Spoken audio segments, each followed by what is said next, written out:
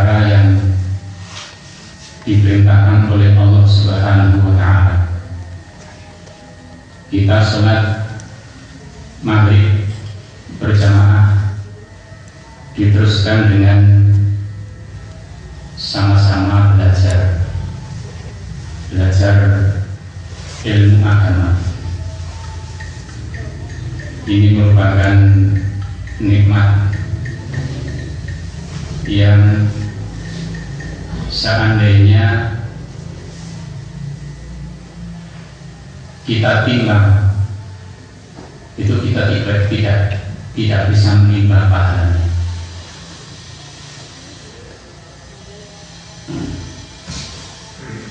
Rasulullah Shallallahu Alaihi Wasallam bersabda, seperti yang dikatakan oleh Imam Muslim dari Abu Hurairah,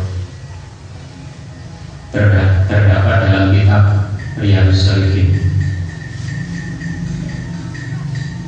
man salaka thariqan yaltamisu fihi ilman sahalallahu lahu bihi thariqan ilal jannah. Barang siapa yang melewati jalan dengan maksud mencari ilmu, maka Allah Subhanahu wa Ta'ala memudahkan untuk orang itu jalan menuju surga. Jadi semakin orang itu rajin untuk menempuh perjalanan dalam rangka mencari ilmu, semakin mudah pula orang tersebut untuk menempuh atau melewati jalan surga. Dalam hadis yang lain yang diriwayatkan oleh Imam Tirmidzi dan Abu Dawud dari Abi Darda radhiyallahu anhu, beliau berkata, sami'tu Rasulullah sallallahu alaihi wasallam yaqul, saya mendengar Rasul bersabda, man salaka thariqan yabtaghi fihi ilman. Jadi kalau yang diriwayatkan oleh Imam Muslim itu yaltamisu fihi ilman, kalau yang diriwayatkan oleh Imam Tirmidzi dan Abu Dawud lafadznya yabtaghi fihi ilman. Orang siapa yang melewati satu jalan dalam rangka mencari ilmu, sahalallahu lahu thariqan ilal jannah. Allah memudahkan untuk orang itu jalan menuju surga. Masya Allah. Ada terusannya, wa innal malaikata la tadau ajnihataha li tariqil ilmi ridwan bima yasna'u. Dan sesungguhnya malaikat itu meletakkan sayapnya karena ridho terhadap orang yang mencari ilmu. Di malaikat pun menghormati orang yang mencari ilmu. Mudah-mudahan kita termasuk. Amin. Wa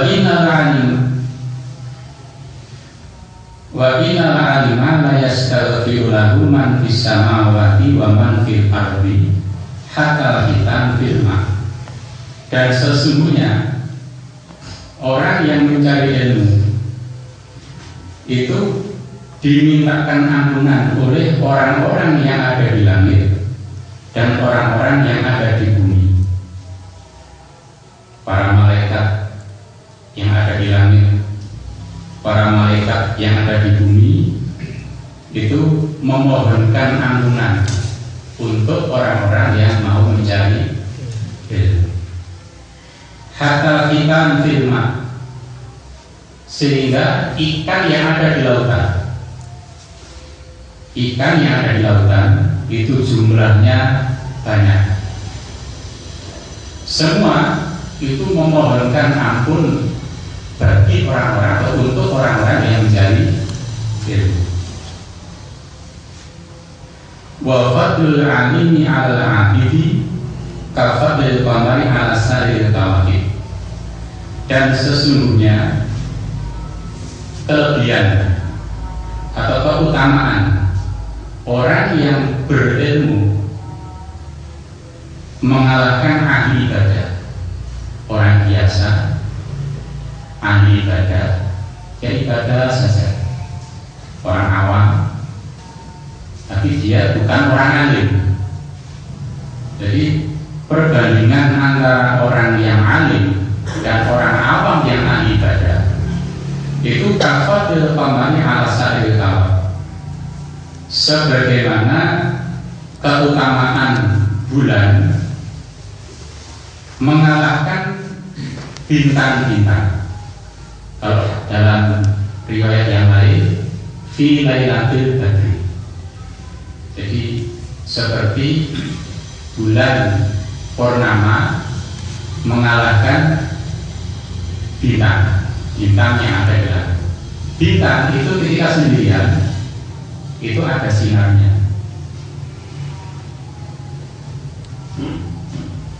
Ketika pas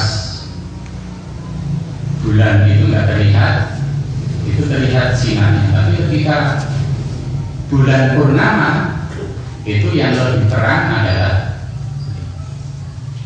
bulan, bintang kalah. Demikian juga orang-orang yang alim, sinarnya menyinari, ilmunya menyinari seluruh orang-orang yang ada di sekitarnya. Wa inna ulama'a warathatul anbiya, dan sesungguhnya ulama, zamannya alim itu ulama, orang-orang yang alim itu adalah pewarisnya para nabi. Jadi ahli warisnya para nabi itu ulama. Wa innal anbiya lam yuwarithu dinaran wala dirhaman, dan sesungguhnya para nabi itu tidaklah mewariskan dinar dan dirham. Wa inna warathul ilma, akan tetapi mereka hanya mewariskan ilmu. Hanya saja mereka mewariskan ilmu. Faman akhadahu akhadha bi fadlin wa akhirin, barang siapa yang mengambil ilmu tersebut, ilmu yang diwariskan oleh para nabi, maka sungguh orang tersebut telah mengambil bagiannya yang sangat sempurna. Jadi ketika orang berkata tentang warisan itu umumnya adalah harta, dinar, dirham. Biasanya orang berebut antar saudara, kadang-kadang sampai terjadi pertengkaran karena berebut warisan. Nabi itu tidak meninggalkan harta atau tidak mewariskan harta dan tidak mewariskan dinar dan dirham, tidak mewariskan harta. Yang diwariskan adalah ilmu. Itulah bagian yang sempurna, warisan yang terbaik. Maka para bapak yang mudah-mudahan dirahmati oleh Allah, kita bersyukur kepada Allah yang mana Allah telah menjadikan kita sebagai orang yang hadir di sini dalam rangka insya Allah mencari ilmu. Alhamdulillah. Walaupun yang menyampaikan biasa, sebetulnya insya Allah hari ini yang menyampaikan seharusnya Ustaz Syahri, tapi karena beliau berhalangan hadir karena sakit informasinya, mudah-mudahan Allah akan memberikan kesembuhan. Saya diperkosa, bisa diperkosa atau dipaksa untuk menyampaikan. Saya bilang singkat sampai nopo.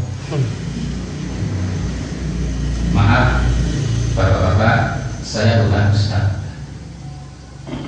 Jadi sekaligus meralat apa yang ditulis oleh Pak Joko kemarin waktu pembentukan kepengurusan Yayasan Cahaya Islam disebut Ustaz Sugeng. Mohon ditambah depannya, bukan Ustaz tidak enak kabutan jeneng ya, jadi terlalu berat nama itu. Ustaz bukan, Tolek belajar juga nggak begitu rasis. Jadi bapak-bapak tidak sendiri, kadang-kadang saya hadir, kadang-kadang tidak, kadang-kadang hadir tapi terlambat.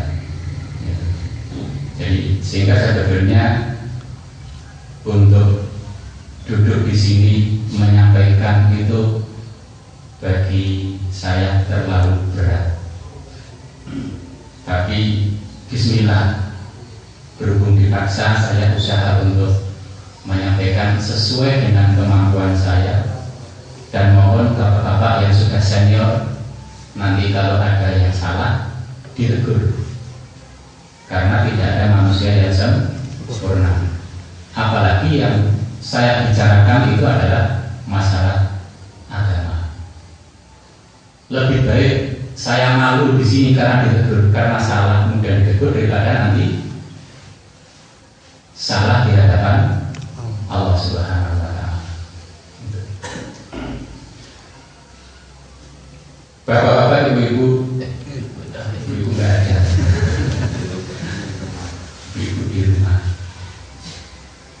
Jadi syukur itu bukan sekedar ucapan. Kita syukur kepada Allah yang telah memberikan waktu dan kesempatan untuk hadir di majelis taklim. Kadang-kadang di sini, kadang-kadang di Masjid Al-Umaroh, kadang-kadang di Masjid Taqwa. Kita wujudkan, kita buktikan dengan usaha. Bagaimana caranya agar ilmu yang kita dapatkan itu bukan cuman kita dengar terus hilang. Seperti kemarin ada satu yang saya sudah terkenal, istilah Ustaz Anwar Zain itu jiping, ngaji tapi nguping dong, ngaji tapi ngurung dong. Saya terkenal, tapi nggak apa-apa. Dan itulah tujuan nasihat, dan tujuan memberikan peringatan supaya tenang. Kita upaya bagaimana caranya agar bisa kita belajar atau mencari ilmu itu, kita sebagai bukti rasa syukur kita sudah menulis. Di sini yang mengajar kadang-kadang Ustaz Anwar Zain, Ustaz Abdul Amin, Ustaz Muhammad Syahri. Bila perlu kita tanya ke Ustaz, kitab yang dikaji itu kitab apa? Kita ikut memiliki kitab tersebut. Apa kitab Tauhid, apa Riyadhus Shalihin, atau kitab yang lain? Kita ikut membuka kitab seperti yang dibuka oleh Ustaz. Gitu. Dulu semasa saya masih di pesantren,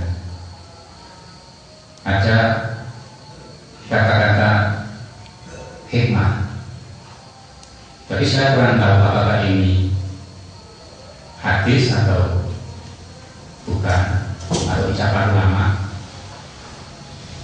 Begini, al ilmu sayyid, ilmu itu binatang buruan. Jadi ilmu itu laksana binatang buruan. Tahu sifat, ngerti ya? Tahu apa? Sifat binatang buruan itu apa? Lunak apa? Jinak atau liar? atau mudah lepas, mudah lari. Binatang buruan itu sifatnya mudah lari, mudah lepas gitu. Seperti menjamah dan lain-lain. Ilmu juga seperti itu. Mendapatkannya tidak mudah. Perlu perjuangan, perlu ketekunan, perlu waktu yang lama, perlu bekal yang tidak sedikit, ya, perlu pikiran yang jernih, kosong dari hal-hal yang lain. Perlu dikejar, perlu mengejar. Para ulama dulu, kalau kita belajar biografi para ulama, itu rata-rata mereka mendapatkan ilmu itu dari negeri satu ke negeri yang lain, seperti Imam Bukhari, Imam Nasai dan lain-lain. Itu ketika mereka belajar ilmu itu bukan stagnan diam di tempat tinggalnya, ilmu datang sendiri, enggak. Tapi mereka, beliau-beliau ini berpindah dari negeri satu ke negeri yang lain, ya. Dikejar. Ilmu sayyid, ilmu adalah pelaksana binatang buruan. Terus kita buru sampai lemah, perlu modal, perlu tenaga, perlu memeras pikiran, gitu. Wal kitabatu qayyidu, tulisan, menulis itu adalah qayyidnya atau ikatannya. Untuk mengikat ilmu yang kita dapat, kita perlu menulis.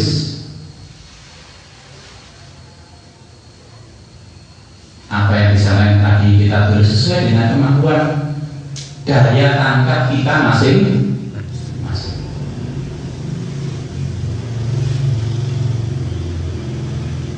Wal kitabatu qayyidu, qayyid suyudaka bihibalil wafiqah, maka ikatlah binatang buruanmu yang sudah kamu dapat itu dengan hibalil wafiqah, beberapa tali yang kuat.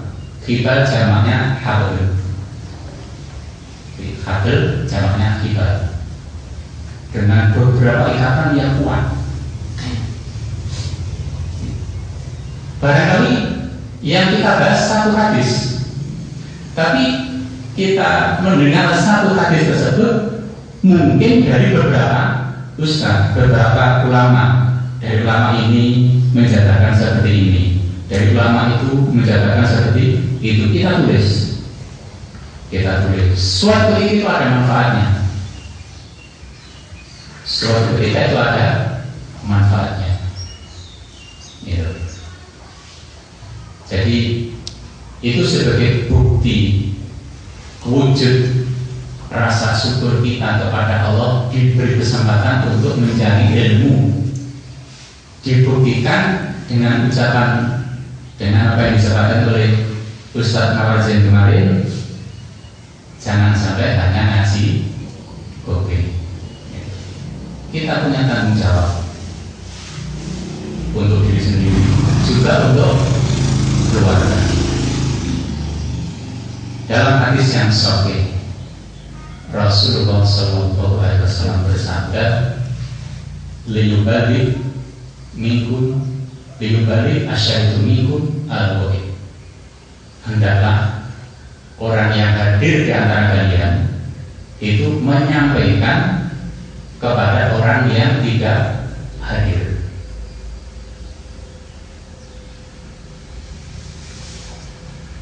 Istri kita yang sudah punya istri, anak kita yang sudah punya anak, tetangga kita, itu penting. Kenapa? Karena itu perintahnya. Liyubalik asyaitu minkum al-wahid. Hendaklah orang yang hadir di antara kalian itu menyampaikan kepada orang-orang yang tidak hadir. Itu khutbah Nabi. Khutbah Nabi di saat Haji Wada, di saat banyak sahabat Nabi bersama-sama dengan Nabi Muhammad SAW itu berhaji. Banyak hal disampaikan. Terus Nabi menyampaikan tersebut. Hendaklah orang yang hadir menyampaikan kepada orang yang tidak hadir.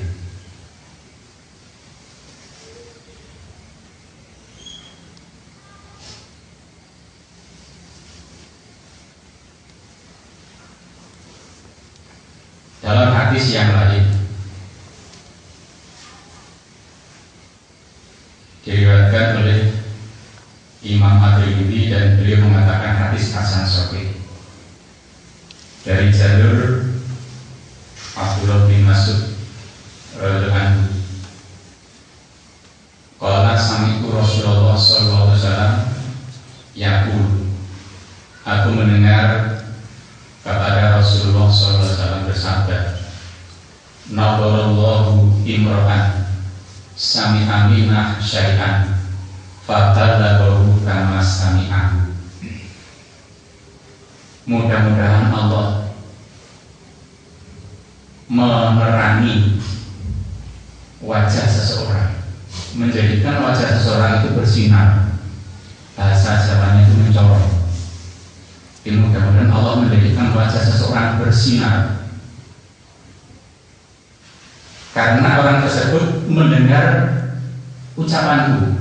Kalau dalam hadis yang lain itu maqalati, karena orang tersebut mendengar ucapanku, terus dia pahami, fawa'adu, dia pahami ucapan Nabi atau sabda Nabi, dia dengarkan, dia pahami, kemudian fabalaghahu kama sami'ahu, dia menyampaikan apa yang didengar, apa yang didengar itu kepada orang lain. Jadi mendengar hadis, mendengar ucapan Rasulullah SAW, dia dengarkan, dia pahami, terus disampaikan kepada istrinya, kepada anak-anaknya, terutama gitu ya, orang yang terdekat. Faruba mubalighin al-amin sami'in. Kadang-kadang orang yang disampaikan kepadanya suatu hadis, dia lebih bisa memahami, lebih bisa melaksanakan daripada orang yang menyampaikan. Kadang-kadang seperti itu. Jadi kadang-kadang orang yang mendengar langsung dari Nabi, atau kadang-kadang orang yang disampaikan hadis kepadanya itu lebih bisa melaksanakan hadis tersebut daripada orang yang menyampaikan. Kadang-kadang seperti itu. Itulah sedikit muqaddimah tentang syukur kepada Allah, karena Allah telah memberikan kita kesempatan untuk mencari ilmu. Adapun dalam kesempatan ini yang ingin saya sampaikan adalah sebuah kitab kecil, tapi manfaatnya insya Allah luar biasa. Kitab ini disusun oleh Imam An-Nawawi rahimahullah, seorang ulama yang bermadzhab Syafi'i, yang berisi tentang 40 hadis yang sahih.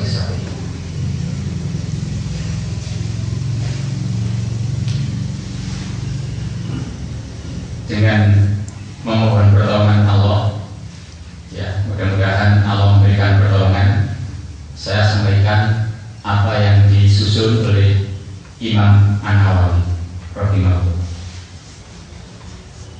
Jadi ada 40 hadis sahih yang membahas tentang akidah, tentang muamalah dan lain-lain.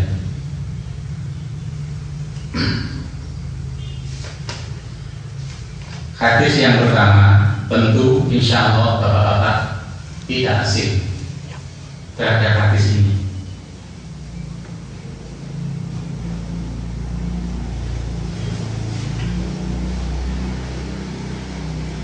An Amiril Mukminin Abi Qasim,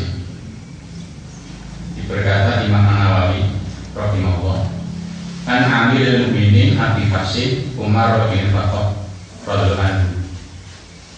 Jadi hadis ini diriwayatkan dari seorang Amirul Mukminin namanya Umar bin Khattab. Hanya satu hadis ini, satu riwayat saja, hanya dari jalur Umar bin Khattab. Tapi ini hadis sahih, diriwayatkan oleh Imam Bukhari dan Muslim. Beliau Umar radhiyallahu anhu berkata, Sami'tu Rasulullah sallallahu alaihi wasallam yaqulu, aku mendengar Rasulullah sallallahu alaihi wasallam bersabda. Jadi nanti bapak-bapak barangkali di rumah ada bisa dibuka. Nanti kalau saya salah besok ketemu bisa di atau langsung apa barangkali hafal ya. Innamal a'malu binniyat. Kalau bahasa Jawa, innamal a'malu nanging kesini utawi boro-boro amal. Jadi inna itu namanya huruf nasab, harfu nasbin. Jadi menasabkan isim, menasabkan isim. Seandainya tidak ada ma, inal akmal. Jadi berhubung ada ma itu namanya ada kasih. Jadi huruf yang membatasi atau menghalangi fungsi ina, sehingga inamal akmal maknanya hanya saja. Kalau Pak Ustaz itu memaknai hanya saja.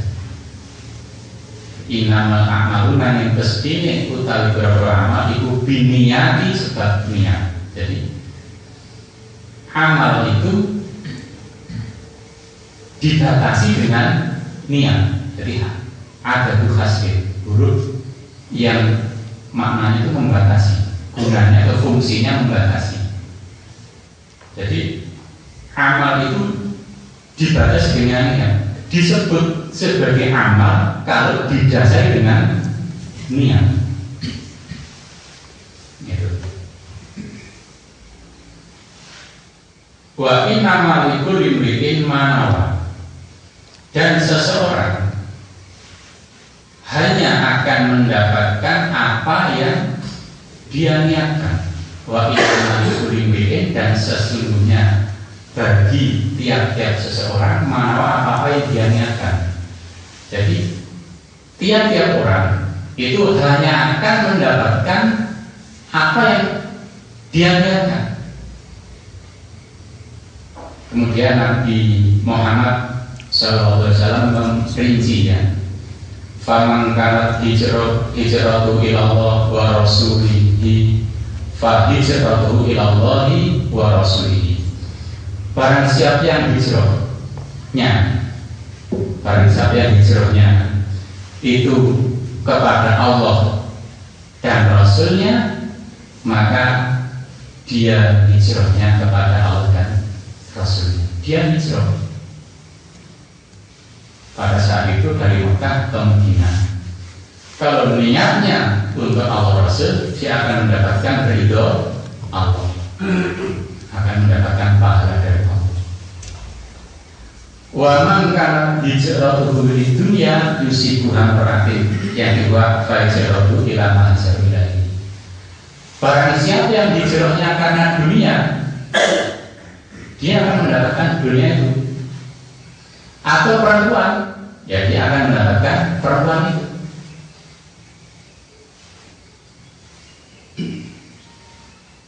Hadis ini diriwayatkan oleh dua imam ahli hadis, rawahu Imam al-Muhadditsin. Jadi dua imam ahli hadis. yaitu Abu Abdillah Muhammad bin Ismail Imam Bukhari, dan Abdul Hasan Abdul Husain Muslim bin Hajjaj bin Muslim An-Naisaburi. Jadi bapak-bapak, para saudara kaum muslimin yang mudah-mudahan dirahmati Allah, niat itu merupakan syarat layak diterimanya amal atau tidak diterimanya amal seseorang. Jadi itu yang pertama. Amal seseorang itu bisa diterima, bisa tidak, tergantung niat. Tergantung niat. Dia niatnya apa? Dalam peristiwa hijrah itu ada seseorang sahabat yang hijrah karena di Madinah itu ada seorang namanya Ummu Qais, sehingga dia hijrah karena itu, sehingga muncullah asbabul wurudnya hadis seperti ini, sehingga disebut muhajir Ummu Qais. Jadi orang hijrah tujuannya mencari Ummu Qais.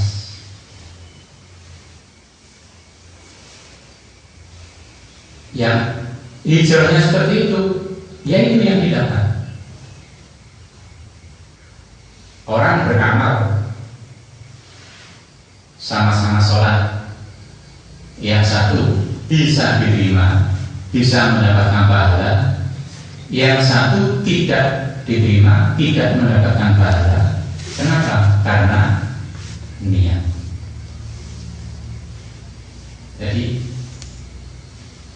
yang pertama yang perlu kita pahami, kita catat dalam hati bahwa niat itu menentukan diterima dan tidaknya sebuah amal ibadah seseorang. Dan amal yang atau amal ibadah yang tidak ada niat itu tidak disebut amal ibadah.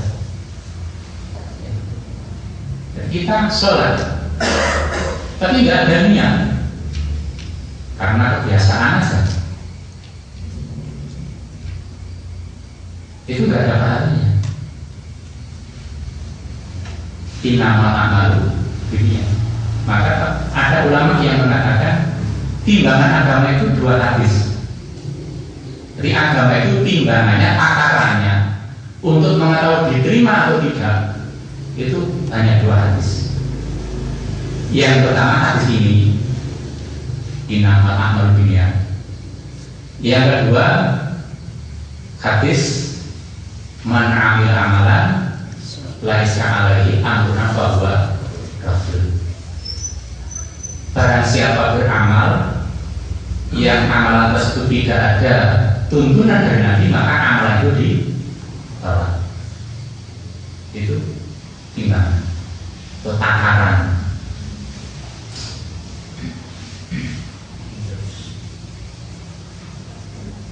Hadis ini innamal a'malu binniyat, timbangan amal dari sisi batin, dari sisi hati. Hadis man 'amila amalan laisa 'alaihi amruna fahuwa raddun, timbangan dari sisi tata cara, dari sisi tata cara pengamalan lahir. Boleh jadi orang beramal niatnya lillahi ta'ala, tapi caranya tidak sesuai dengan tuntunan Nabi, tidak sesuai dengan sunnah, maka amalan tersebut ditolak.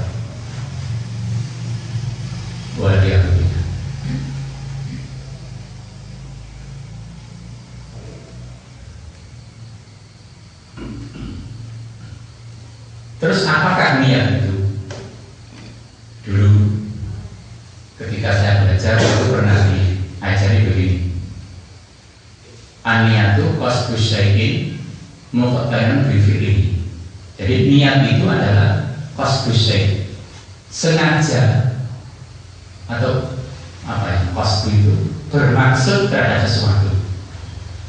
Muqtarin bifili yang bergandeng berkaitan dengan perbuatannya, sehingga para ulama menyimpulkan bahwa waktu niat dalam beribadah adalah di saat mulai ibadah. Niat wudu di saat kita memulai wudu. Adapun tempat niat adalah dalam hati. Ketika kita memulai sholat, kita niat untuk sholat. Ketika kita berpuasa, memulai berpuasa, kita niat berpuasa. Kalau puasa Ramadan itu kan malam sebelum terbitnya fajar. Itu niat. Jadi ini timbangan. Jadi salah satu timbangan dari segi hati. Orang nggak tahu. Yang tahu hanya Allah dan dirinya. Orang tersebut beramal niatnya apa? Gitu. Yang tahu hanyalah Allah dan orang tersebut. Wallahu a'lam.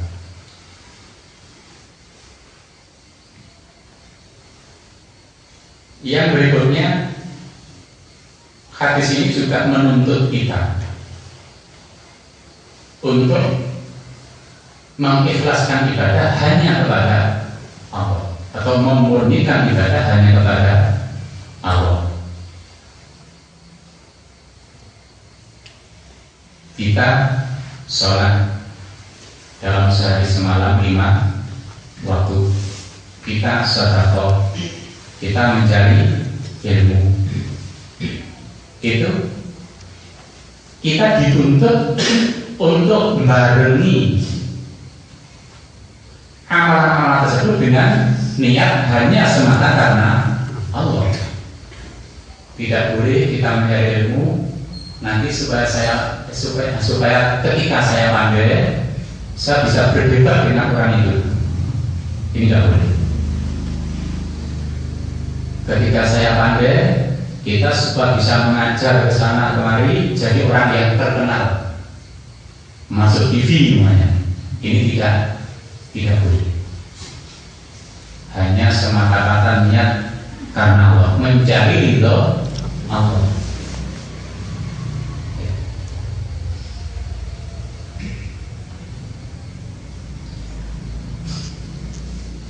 Yang berikutnya, niat itu bagian dari iman. Di antara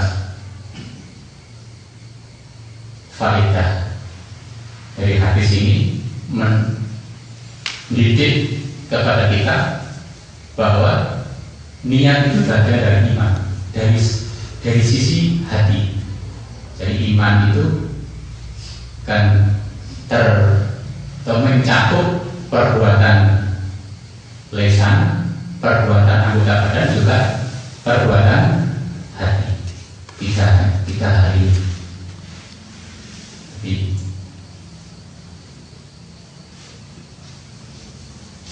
ucapan, perbuatan, dan niat.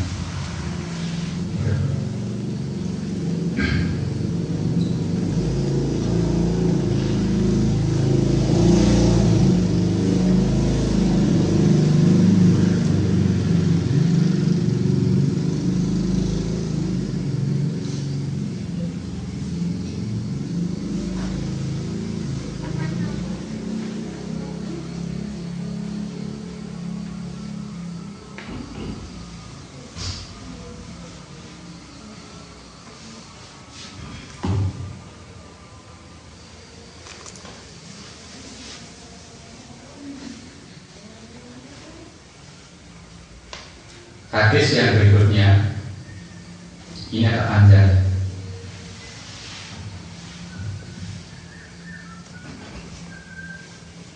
Juga diriwayatkan oleh dari jalur Umar bin Khattab, diriwayatkan oleh Imam Muslim. Beliau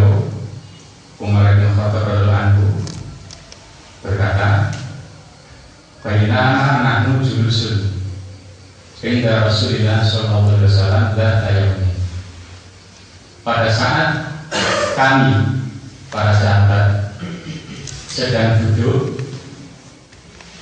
di depan atau di hadapan Rasulullah sallallahu alaihi wasallam, ittala'a alaina rasulun syadidu bayadhi thiyabi. Muncullah kepada kami seorang laki-laki yang pakaiannya sangat putih, ya, pakaiannya sangat putih. Syadidu sawadi syadi, rambutnya sangat hitam. La yura alaihi atharus safar, tidak dilihat dari wajahnya itu bahwa dia itu orang jauh, orang yang musafir. Artinya wajahnya seger gitu, nggak terlihat rasa capek. Tapi nggak ada yang kenal. Wala ya'rifu minna ahadun. Di antara kami nggak ada yang kenal orang tersebut.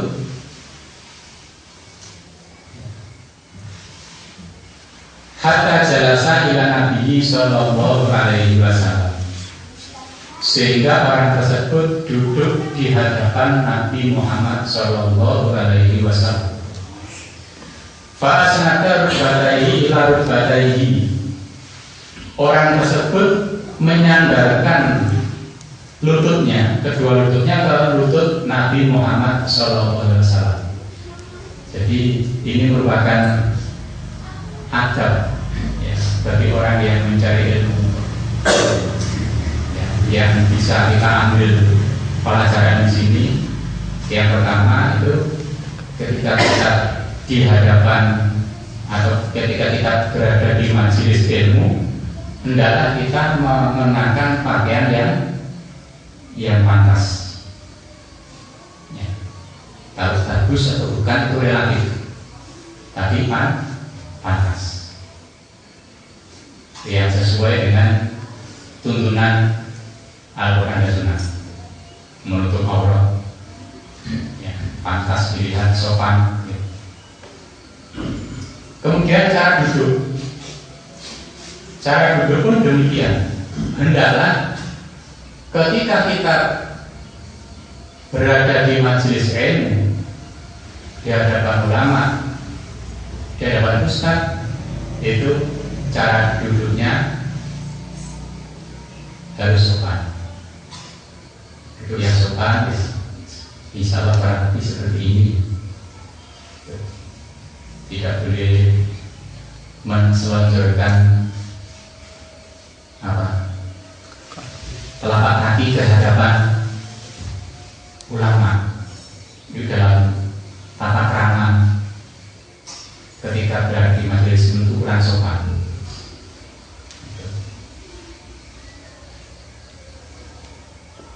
Wa doa kafai ala fakhidhi, orang tersebut, orang laki-laki tersebut meletakkan telapak tangannya ke pahanya Nabi Muhammad SAW. Jadi sangat dekat sekali.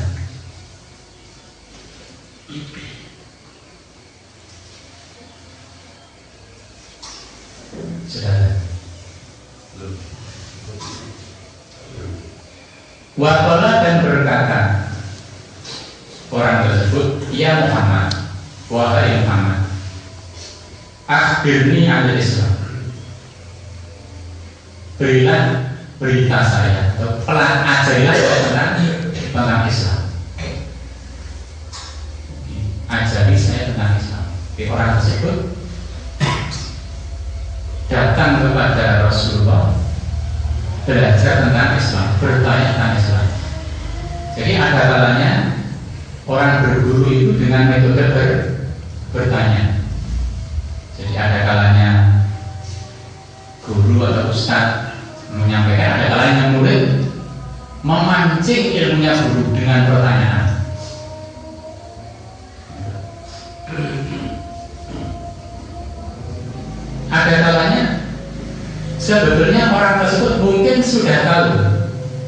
Tapi agar guru tersebut atau ustadz tersebut, ulama tersebut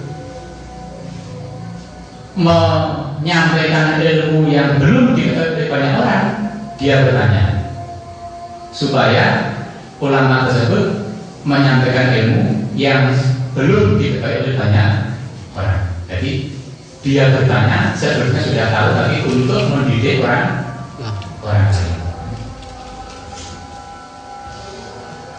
Insya Allah sementara kita ada dulu ya. Atau cukup? Ada dulu. Ya, silakan. Assalamualaikum.